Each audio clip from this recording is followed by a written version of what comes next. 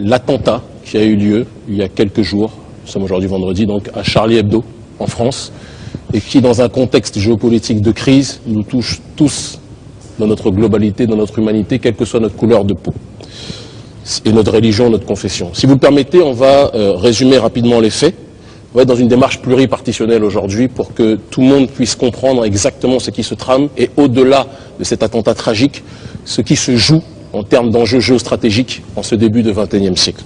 Donc dans les faits, Charlie Hebdo, journal satirique se présentant comme tel, a connu un attentat d'une gravité, d'une violence extrême. 3 hommes cagoulés, 2 surtout qui ont été vus dans les caméras, mais ils sont au nombre de 3 apparemment d'après les dernières nouvelles, armés jusqu'aux dents, notamment de Kalachnikov, se sont lancés dans une démarche de meurtre et d'assassinat. Ils seraient rentrés dans les locaux de Charlie Hebdo et auraient demandé quels sont les responsables. Ils ont demandé qui était Cabu, qui était Oulinski, qui était Charb et d'autres. Et lorsque les responsables se sont présentés, ils ont été abattus, exécutés de sang-froid. Et il est nécessaire, avant de rentrer dans le vif du sujet, de préciser de fond en comble et avec fermeté que nous désapprouvons avec la plus grande clarté tout acte de barbarie, de violence, quel qu'il soit, quelles que soient les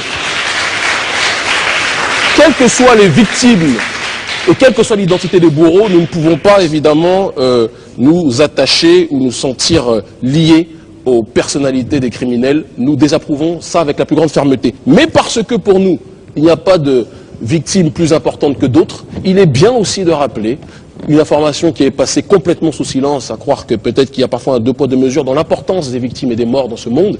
Il y a quelques jours aussi, dans cette même semaine, plus de 15 Camerounais, alors c'est vrai qu'on entendra moins parler dans les médias, qui ont été assassinés dans une attaque qui ressemble exactement à celle-ci qui a eu lieu à Charlie Hebdo, dans un attentat à l'autocar. D'accord, des militaires et des soldats de Boko Haram ont attaqué 15 Camerounais innocents. Certains étaient musulmans, d'autres étaient chrétiens, d'autres étaient traditionalistes, qui avaient comme seul tort simplement de ne pas partager peut-être l'idéologie de ces terroristes-là, certains les appellent takfiri. On aura l'occasion d'y revenir. Alors, une fois qu'on a clarifié les faits, qu'on a expliqué qu'on ne se sentait pas concerné, en tout cas ou pas solidaire des actes de ceux qui parlent au nom de l'islam et qui perpètrent des actes aussi terroristes, je pense qu'il est aussi nécessaire de préciser que, contrairement à ce que bon nombre de musulmans dans le monde ont tendance à faire peut-être actuellement, de la même façon que lorsque des criminels du Ku Klux Klan pendent des noirs au nom du Christ, que George Bush, au nom du christianisme, lorsqu'il dit « God bless America », que le Christ les préserve, et qu'il va bombarder des pays en Irak ou au Moyen-Orient, on ne demande pas à tous les chrétiens de s'excuser pour ces exactions, parce que c'est une personne qui parle en son nom, qui agit en son nom. De la même façon, ces terroristes-là ne doivent pas pousser non plus les musulmans sur cette terre. C'est mon point de vue, je parle en tant qu'analyste panafricaniste et pas en tant que religieux, mais ne doivent pas pousser non plus les musulmans à baisser la tête et à se sentir coupables d'une exaction de certaines personnes qui n'agissent pas avec la raison, mais qui agissent avec violence et passion.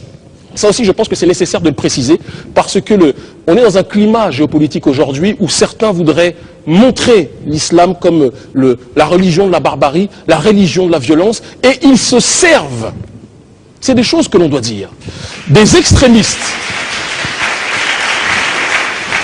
Ils se servent des extrémistes qu'on appelle les takfiri. Takfiri en arabe, ça signifie littéralement parlant excommunication apparemment, et excommunion, excusez-moi, et ce sont, d'après les sources que l'on a, des gens qui, dès qu'il y a des personnes qui ne partagent pas leurs croyances religieuses ou leur interprétation de la religion, même s'ils sont musulmans, ces personnes-là peuvent être exécutés, assassinés. Donc, il faut savoir que ces takfiris-là visent non pas simplement des non-musulmans, des musulmans aussi sont attaqués par ces derniers, et en agissant de la sorte, ils confortent les pires ennemis de l'islam, il faut le préciser, qui estiment que cette religion est une religion barbare. Donc les premiers blessés par cette exaction-là, au dehors de la famille, et on tient à adresser nos condoléances à ces dernières, ce sont les musulmans qui se retrouvent encore une fois le bouc émissaire dans une situation de pogrom qui ressemble peut-être aux années 30 que l'on a connues, d'accord, où on a besoin, dans une période de crise, de trouver celui qui est le coupable idéal, celui qui ne rentre pas dans les cadres, celui qui ne rentre pas dans les codes.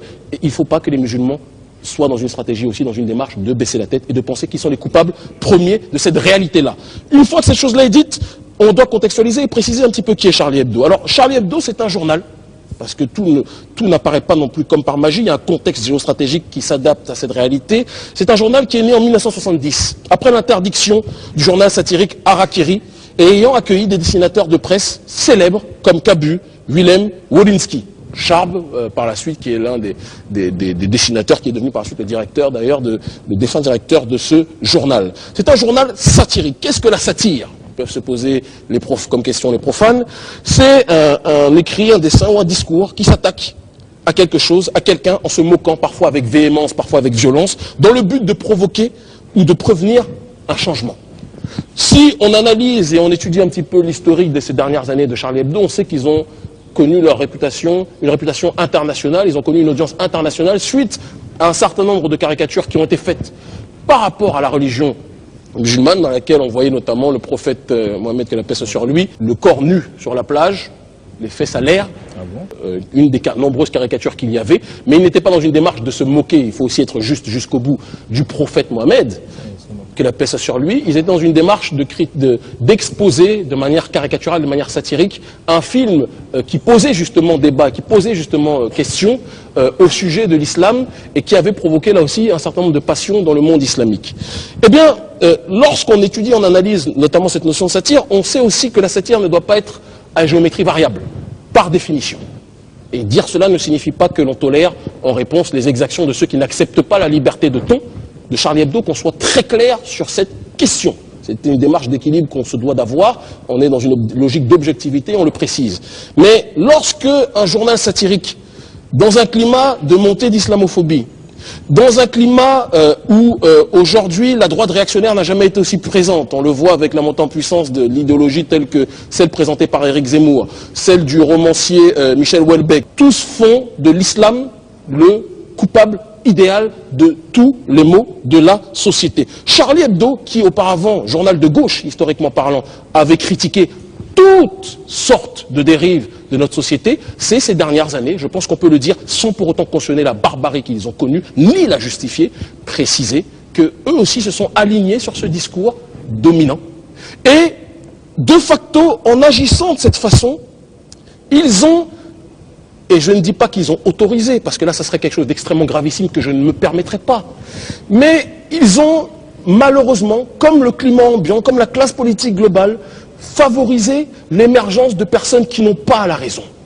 Des personnes qui, lorsqu'on parle de religion, normalement, on doit parler de piété. On doit parler de soumission aux règles de Dieu. On doit parler d'harmonie avec son environnement. On doit parler de respect et d'écoute de l'autre. D'accord ? Mais il y a des personnes qui, lorsqu'elles comprennent et qu'elles voient le sacré et voient d'autres personnes qui, de manière systématique ou de manière générale, attaquent ce sacré, certaines personnes n'ont malheureusement pas la patience ou la science ou la tolérance ou l'intelligence pour réagir en étant en harmonie avec la réalité. Si quelqu'un vous critique sur le terrain de la caricature, la meilleure des façons c'est de répondre par la caricature aussi, en expliquant que les personnes qui nous caricaturent ne sont pas dotées de raison, on peut se moquer d'elles de cette façon. Mais parler avec la Kalachnikov à des gens qui se moquent du sacré, ce n'est pas non plus une réaction que l'on estime être appropriée par rapport au drame que connaissent un bon nombre de personnes spirituelles dans le monde. J'approfondis et puis on synthétise bientôt, on a bientôt fini, sur un élément de fond que beaucoup de médias aujourd'hui, volontairement, cherchent à taire, comme si ce n'était peut-être pas la raison, alors que c'est la raison principale, lorsque l'on parle des takfiris, on en a parlé tout à l'heure un petit peu. Ce courant-là est un courant qui aujourd'hui, si on analyse globalement la politique, a permis à favoriser l'émergence et la réaction d'un certain nombre de forces et d'élites occidentales d'attaques au Moyen-Orient, sous prétexte qu'il y avait des terroristes, sous prétexte qu'il y avait des islamistes. Non, ce ne sont pas des islamistes. Être quelqu'un qui est islamiste, étymologiquement parlant, c'est quelqu'un qui à la base est un spécialiste de l'islam. Islamiste, c'est ça que ça veut dire. Ça ne veut pas dire autre chose. Et quelqu'un qui s'appelle terroriste, qui s'appelle takfiri, quelqu'un qui excommunie son semblable sous prétexte qu'il n'est pas d'accord avec son idéologie, n'a rien de religieux, n'a rien de musulman. Il a sa conception et il faut aussi que les médias occidentaux, pour éviter les amalgames, pour éviter de créer des frustrations violentes pour ceux qui ont l'occasion de vivre en Occident, ils savent de quoi je parle, qu'ils soient clairs dans la manière dont ils appellent ces mots-là et qu'on identifie tous ces gens, si tant est que ce soit exactement ce que l'on croit, parce qu'on n'a pas toutes les informations aussi, il faut aussi qu'on soit scientifique dans notre démarche. Peut-être que dans quelques jours, on aura plus d'informations et on aura une distance critique par rapport aux événements qui sont présentés. On a vu que l'un des terroristes a laissé sa carte d'identité sur les lieux. Oui, elle a été retrouvée. Bon, il a dû peut-être partir très vite, c'est parti de son portefeuille. Et c'est tombé de son portefeuille. Ah bon? Voilà. En tout cas, on encourage tout le monde à vérifier et à regarder cette information. La carte d'identité a été présentée dans tous les médias. Alors, généralement, quand tu fais un attentat, tu essaies de ne pas venir avec tes papiers. Mais bon, peut-être que il n'avait pas pensé à cela, trop occupé qu'il était à agir dans... Ça me rappelle un peu, peut-être, comparaison n'est pas raison, le passeport brûlé qu'on avait retrouvé aussi. Merci. Lors des attentats du 11 septembre. Merci. Alors, bon, comparaison n'est pas raison, comme le dit mon grand frère, mais... Le passeport qui n'avait pas brûlé du tout. Voilà, c'est le seul, en fait, il devait avoir une protection qui est... Voilà, non, je ne me permettrai pas mais voilà, parce qu'on ne peut malheureusement pas rire de ce drame, hein, on est d'accord. Mais, comment? Voilà, exactement. Mais comme le dit le grand frère, comme vous le dites tous, il y a quand même des questions de fond à se poser et ne pas non plus être dans une soumission à l'information donnée par un type de média qui a pour objectif de montrer que, en effet, les critiques violentes qui ont été faites contre l'islam sont légitimées par ces actes-là. Il faut se poser la question toujours, lorsqu'un événement politique arrive, à qui profite le crime? Et lorsque l'on analyse, ce crime-là donne raison à des gens comme Éric Zemmour, donne raison à des gens qui ne sont pas des grands amis de l'islam, comme Houellebecq, et donc par conséquent, il faut que toute personne dotée de raison soit aussi dans une démarche de faire pression sur les médias occidentaux pour qu'ils dissocient l'islam de personnes qui s'en revendiquent. Nous ne demandons pas à tous les chrétiens, et ils n'auront jamais à répondre de ces crimes-là, de demander pardon sous prétexte que des co-religionnaires pendent des noirs. Nous ne demandons pas aux bouddhistes qui aujourd'hui tuent les Rohingyas en Birmanie, c'est des choses qu'on ne dit pas, de tous s'excuser d'être bouddhistes parce qu'il y a ces crimes aussi en Birmanie contre des musulmans. Et de la même façon, les musulmans n'ont pas à tous dire, il y a eu une campagne virale qui a été donnée, je suis Charlie. Non, nous sommes des êtres humains. Nous sommes des êtres humains qui sont blessés par l'exaction, la destruction d'autrui, le meurtre d'autrui. Nous sommes des êtres humains. Mais nous sommes aussi des gens du Kivu. Nous sommes aussi les victimes des attentats, de la violence de Boko Haram qu'il y a en Afrique. Nous sommes des Africains, nous sommes des êtres humains et nous demandons à ce qu'il n'y ait pas un deux poids, deux mesures dans la manière dont les crimes sont traités dans cette planète. C'est tout ce qu'on avait à dire sur ce sujet. Voilà.